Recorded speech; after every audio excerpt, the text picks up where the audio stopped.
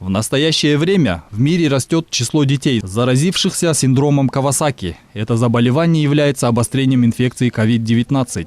По словам врачей, чаще всего страдают дети в возрасте от 1 до 8 лет. Первые признаки заболевания – отечность подошв стоп, ладони рук, разрыв сосудов и красные пятна на теле. Температура тела повышается до 40 градусов в течение 5 дней. В настоящее время рабочая группа Минздрава работает над диагностикой синдрома и клиническим протоколом его лечения. Тактика лечения зависит от клиники, насколько клиника выражена.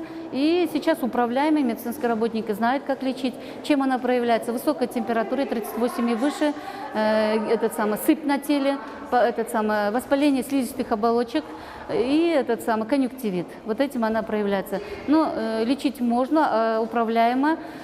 Самое главное, санитарный эпидемиологический режим надо соблюдать. Дети не должны ходить там, где скученность населения, массовые контакты, там, кружки различные, где можно контактировать с больными. По статистике, за последние полгода COVID-19 заразились около 600 детей. 90% из них перенесли легкую форму болезни. В Минздраве сообщили, что прошлой осенью сезонным гриппом заразились 31 тысяч человек, в том числе 29 тысяч детей. Специалисты пришли к выводу, что во время второй волны коронавируса чаще заражаются дети.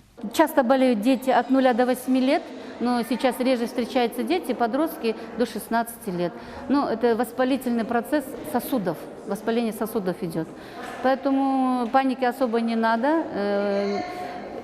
Просто здесь не надо бояться от ковида, от инфекции, надо бояться от паники, истерии. Поэтому управляемое и своевременное обращение может вовремя устранить эту проблему.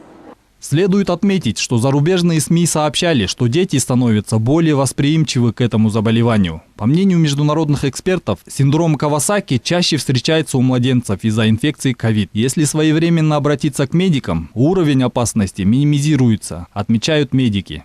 На данный момент, так как это мультисистемное заболевание, создана рабочая группа из большого количества специалистов.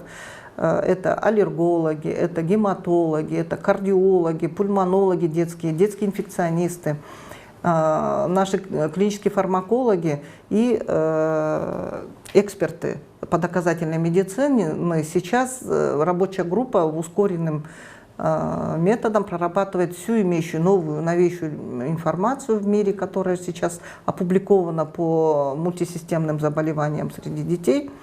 Врачи отмечают, что текущий уровень инфекционных заболеваний может возрасти с открытием детских садов и школ. Поэтому каждый родитель, учитель и воспитатель должен следить за соблюдением правил личной гигиены. Детей необходимо приучать мыть руки с мылом, держать дистанцию и пользоваться антисептиками. Медики также призывают родителей употреблять продукты, которые способствуют повышению иммунитета. Азамат Кенджешев, Тазагуль Эмильбекова, Тынчтык Кульбаев, Нью ТВ.